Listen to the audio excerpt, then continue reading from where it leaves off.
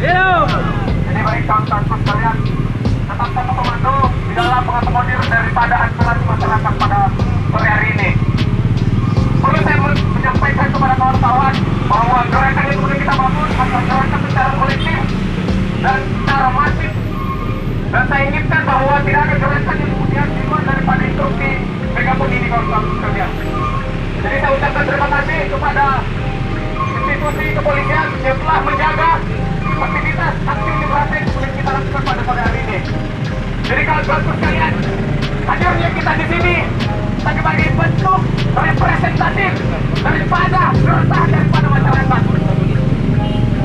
Bahwa kita melihat bahwa rezim pada hari ini itu kemudian menampakkan sebagai lawan daripada rakyatnya kawan-kawan sekalian. Rencana daripada ataupun hal-hal yang kemudian dikembangkan oleh rezim pada hari ini itu kemudian tidak mencerminkan daripada aktivitas dalam memberi kesejahteraan ataupun mendistribusikan kesejahteraan kepada masyarakat.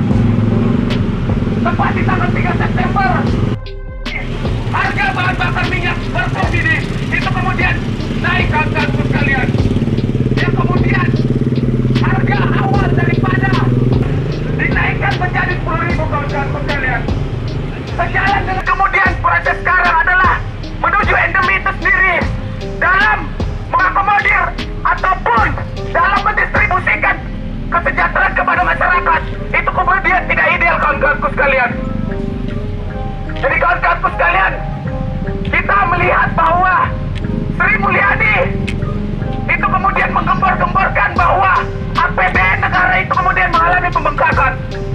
Tidak sejalan dengan agenda daripada pemerintah bahwa wacana daripada IKN itu sendiri itu kemudian didistribusikan kepada subsidi BBM kawan-kawanku sekalian.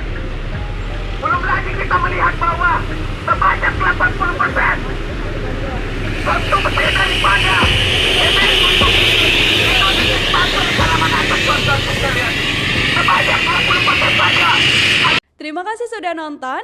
Jangan lupa like, subscribe, dan share ya.